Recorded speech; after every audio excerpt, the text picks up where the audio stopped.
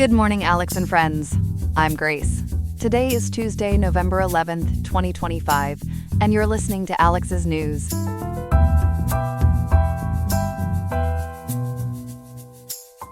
In Riverside today, expect a high of 84.9 degrees Fahrenheit and a low of 55.1, so it's a mild day for mid-November, perfect for enjoying some outdoor time without the summer heat. Coming up, we'll examine the reasons behind the United States' absence from COP30 in Brazil and break down the high-stakes negotiations on the Colorado River, including the potential impacts on California's water resources. Plus, other stories on global affairs, local developments, and more to keep you informed. All this and everything else you need to know, right here on Alex News. Stay with us.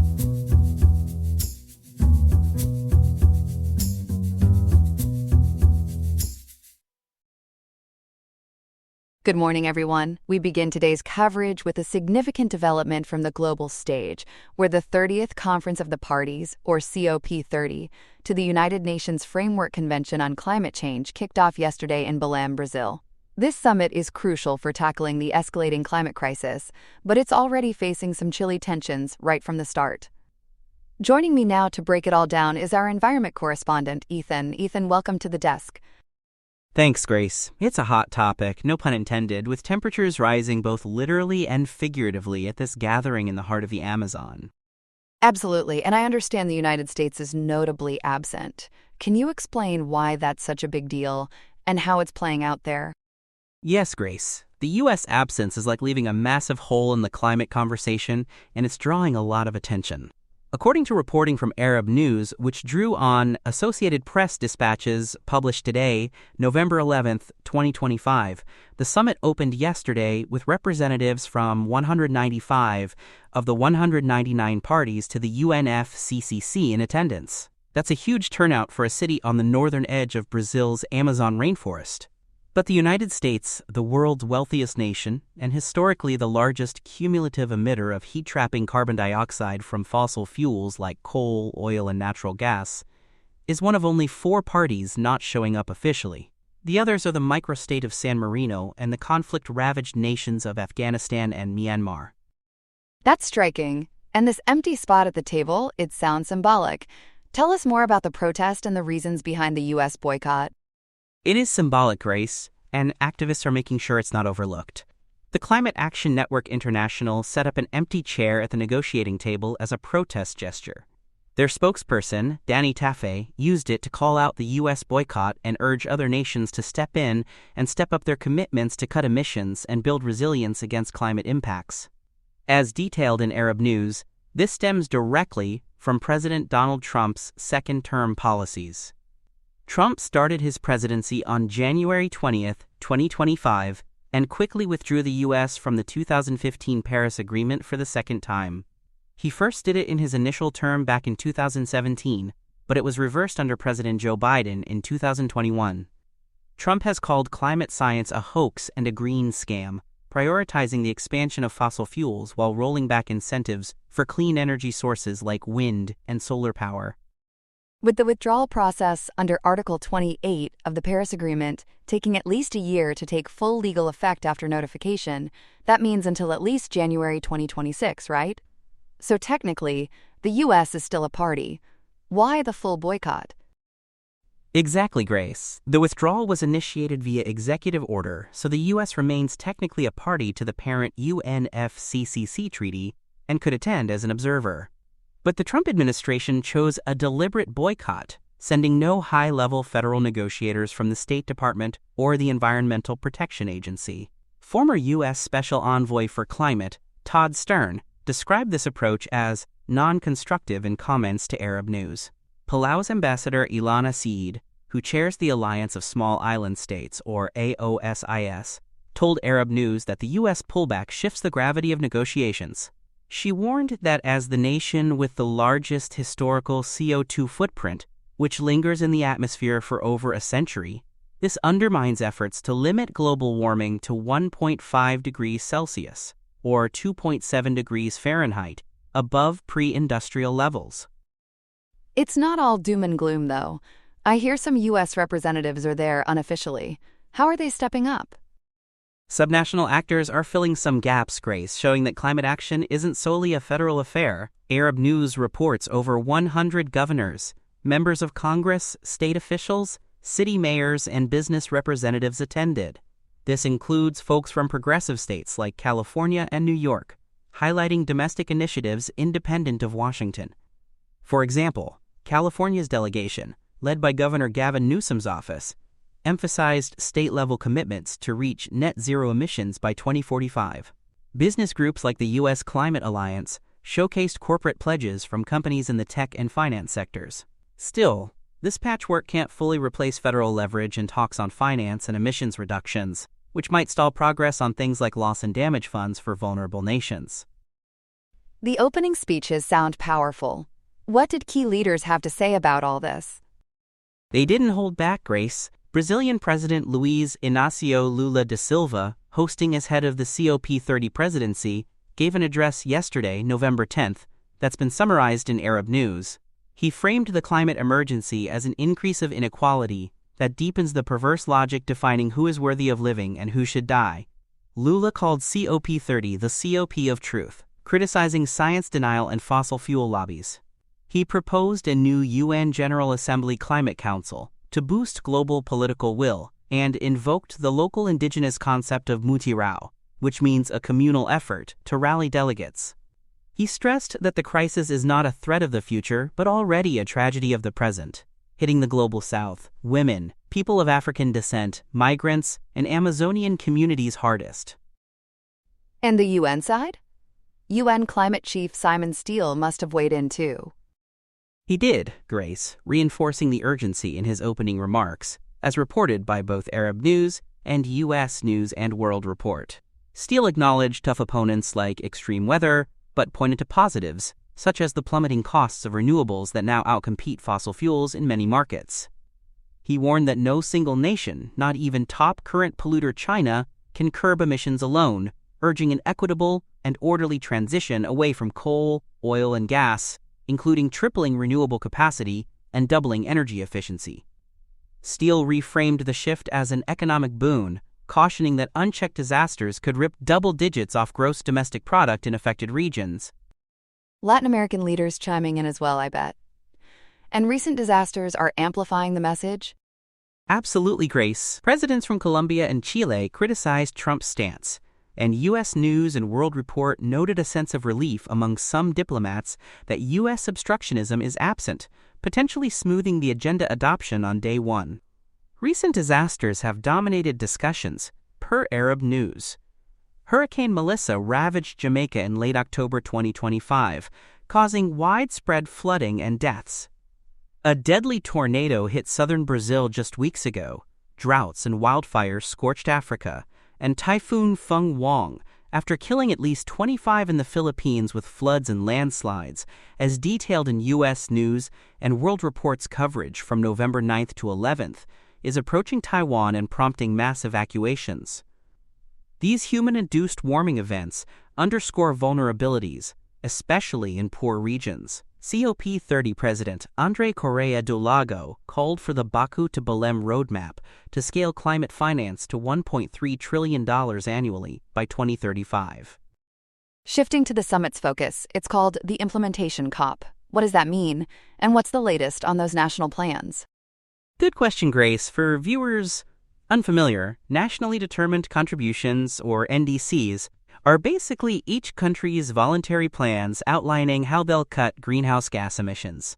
COP30 is dubbed the Implementation COP in Arab News, focusing on executing the Paris Agreement's 10-year-old framework rather than chasing new landmark deals. Yesterday, the UNFCCC released its NDC synthesis report, incorporating 113 new or updated plans submitted since January 2024.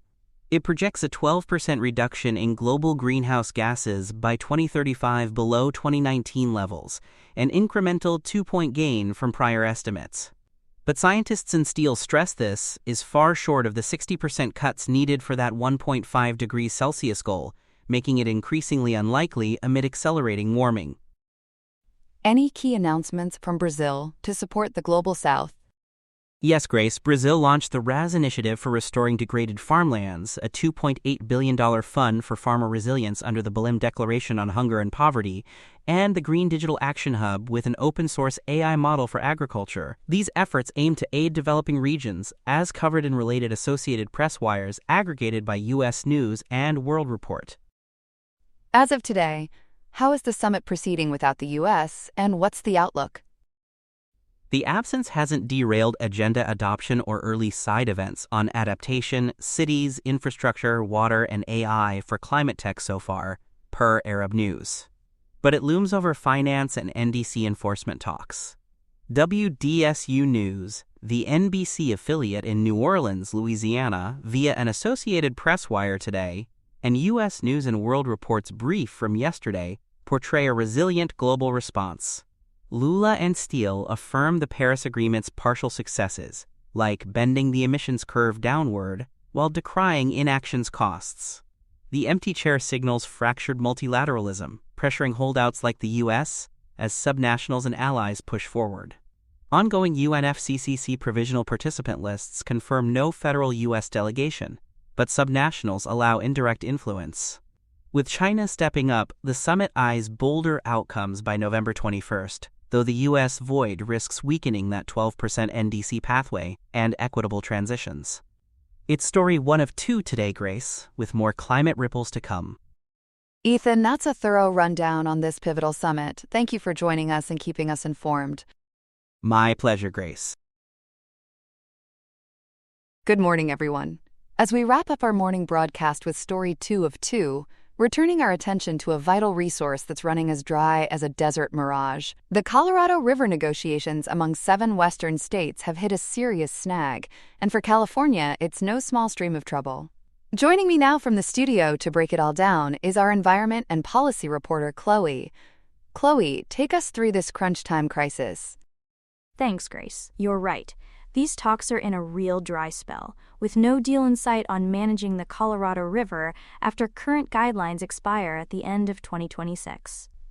As of today, November 11th, 2025, which is Veterans Day, the states of Arizona, California, Colorado, Nevada, New Mexico, Utah, and Wyoming missed a key federal deadline set by the United States Bureau of Reclamation.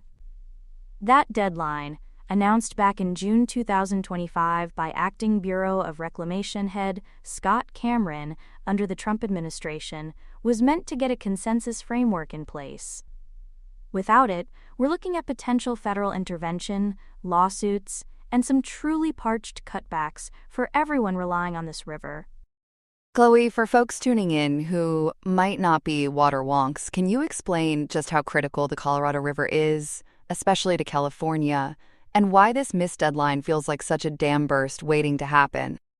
Absolutely, Grace. The Colorado River is the lifeblood for 40 million people across the Southwest, irrigating millions of acres of farmland, powering hydropower plants, and sustaining ecosystems in tribal communities. It's under massive strain from what's called a megadrought, worsened by climate change. For California, the biggest user, this is existential. Disruptions could hit urban water for 19 million Southern Californians, devastate agriculture in the Imperial Valley, and upend conservation efforts we've built over decades. According to reporting from Cal Matters in their November 10, 2025 article titled Colorado River Talks Hit Crunch Time: What's at Stake for California Water? By Rachel Becker, the river's flow has dropped by nearly 20% since 2000, with half of that loss pinned on rising temperatures alone. Coverage from outlets like LAist, the Denver Post, High Country News at hcn.org, the Los Angeles Times at laytimes.com, and Colorado Politics at coloradopolitics.com really drives home the urgency. That sounds dire. Let's go back a bit, Chloe. What's the historical backbone here, like that old Colorado River Compact? And why are we even in this holding pattern now? Sure, Grace. It all stems from the 1922 Colorado River Compact, which split the river's water between the upper basin states, that's Colorado, Wyoming, Utah, and New Mexico, and the lower basin states, California, Arizona, and Nevada. It promised a total of 16.5 million acre-feet annually, but that's way more than the river actually delivers now, about 13 million acre-feet on average, thanks to overuse, evaporation, and drought. Acre-feet, by the way, is a unit measuring water volume, enough to cover 1 acre to a depth of 1 foot, or roughly enough for 2 households for a year. The 2007 interim guidelines, extended to 2026 through the 2019 Drought Contingency Plan and Minute 323 with Mexico, have kept things coordinated between Lake Powell in the upper basin and Lake Mead in the lower basin. That includes triggers for declaring shortages and voluntary cutbacks. But without new rules, we'd revert to the outdated 1970 Long Range Operating Criteria, or LROC. As CalMatters reports, that would require releasing 8.23 million acre-feet from Lake Powell to Lake Mead each year, something the river just can't reliably do after 2 decades of low flows. Analyses from the LA Times and the Public Policy Institute of California at ppic.org confirm this would scrap modern drought protections and could force the Secretary of the Interior to step in under laws like the Boulder Canyon Project Act of 1928 and Section 602A of the Colorado River Basin Project Act of 1968, possibly leading to legal fights. Negotiations have been dragging on for over 2 years. What's the main sticking point? And how is California positioning itself in this upstream-downstream tussle? The deadlock is all about sharing the burden for the river's overtapped supplies, Grace. The lower basin states want equitable cuts, proposing back in March 2024 to permanently reduce usage by 1.5 million acre-feet a year when reservoirs drop below certain levels. For California, with its 4.4 million acre-foot allocation, that means about a 10% cut in dry times, 17% for Nevada, and 27% for Arizona. California has already stepped up big, committing to cut 1.6 million acre-feet from 2023 to 2026 through conservation, hitting its lowest use since 1949, per High Country News in Maven's Notebook at mavensnotebook.com.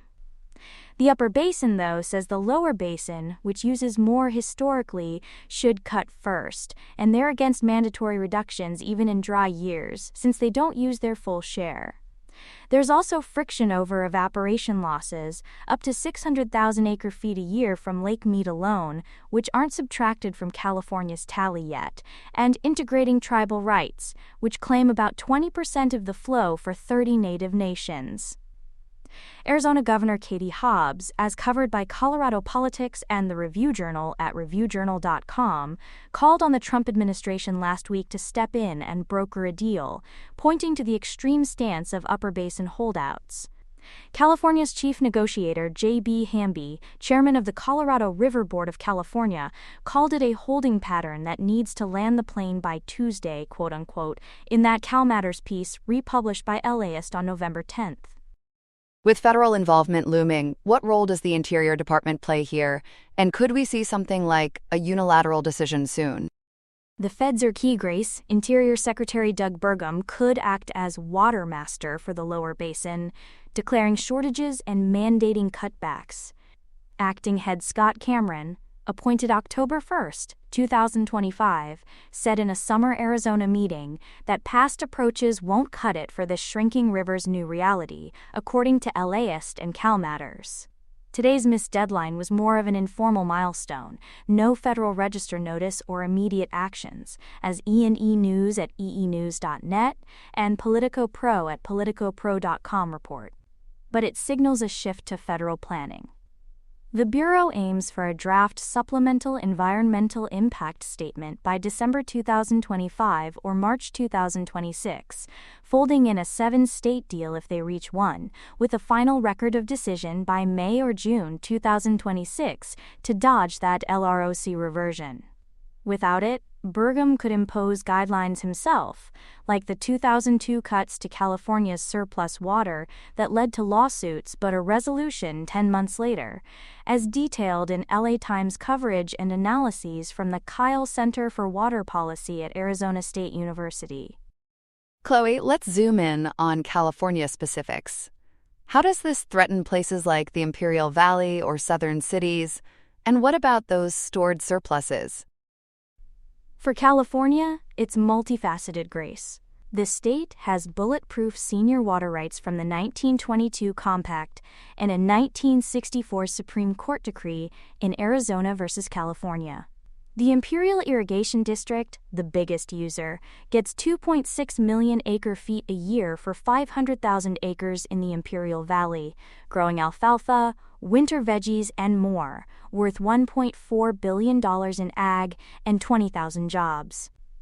The Metropolitan Water District of Southern California serves 19 million in 6 counties, including Los Angeles and San Diego, getting about a third from the river.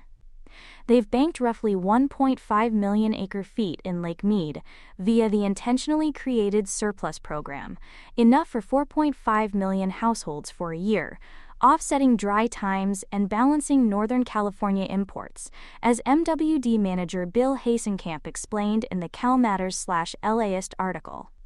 Reverting to LROC would kill the ICS, forcing stores to deplete in 10 years or be lost, speeding up shortages. Federal cuts could even challenge senior rights. The IID is already fallowing fields for federal payments under the System Conservation Pilot Program, but bigger mandates might worsen the Salton Sea crisis, where less runoff from conservation shrinks the sea, stirring dust storms and health woes. California took on mitigation in 2018 via the Quantification Settlement Agreement, per the California Globe at californiaglobe.com and PPIC. And the bigger picture regionally, Chloe, how low are those reservoirs, and what does climate change add to this river of troubles? Regionally, it's vulnerable all around. As of November 2, 2025, Lake Mead is at 32% capacity, Lake Powell at 35%, risking uncharted lows by the end of water year 2026 if it's dry again, per projections from Colorado State University's Colorado Water Institute in CalMatters. Climate change has already taken water equal to Lake Mead's full capacity from 2000 to 2021, according to Climate Central at climatecentral.org and the American Geophysical Union at agu.org. Low levels hit hydropower from Hoover and Glen Canyon dams, powering 13 million Southwest folks and possibly hiking electric bills with more fossil fuels, as High Country News notes. It ties into Mexico via Minute 323 through 2026 for shared cuts, but after that, relations could strain. Tribes, ecosystems, and recreation like boating on Lake Powell are at risk too, as discussed in the Denver Post's November 2025 article. Amid a transparency desert, states look likely to blow past Colorado River deadline. What's next? Referenced on wainswords.net forums. Experts seem to say the drought is the real villain here, more than the deadline drama. Any silver linings or next steps? Experts like Brad Udall from Colorado State University called August 2025 projections beyond awful, with real risks for all states, as quoted by Cameron in LAist. University of Nevada, Reno professor Elizabeth Kobele told CalMatters that fractured ties and a smaller pie make deadlines less punchy, especially with past misses in 2023 and 2024 yielding little Fed response, though Trump's freeze on $4 billion in Inflation Reduction Act conservation funds hurts programs like fallowing in California's Palo Verde Irrigation District. History shows Fed threats often spark deals, but without one, Interior could extend current ops under DCP and ICS until a new record of decision, using broad authority to avoid chaos, per Water Education Colorado at watereducationcolorado.org and the University of Colorado's Water Law Review at duwaterlawreview.com. Negotiations continue in this transparency desert, but the path to a draft SEIS in December 2025 and ROD by mid-2026 demands quick action to protect California's lifelines.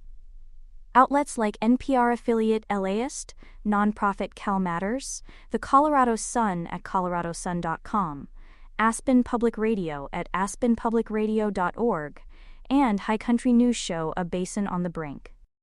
Chloe, that's a thorough flow of information on this pressing issue. Thanks so much for joining me this morning. My pleasure, Grace.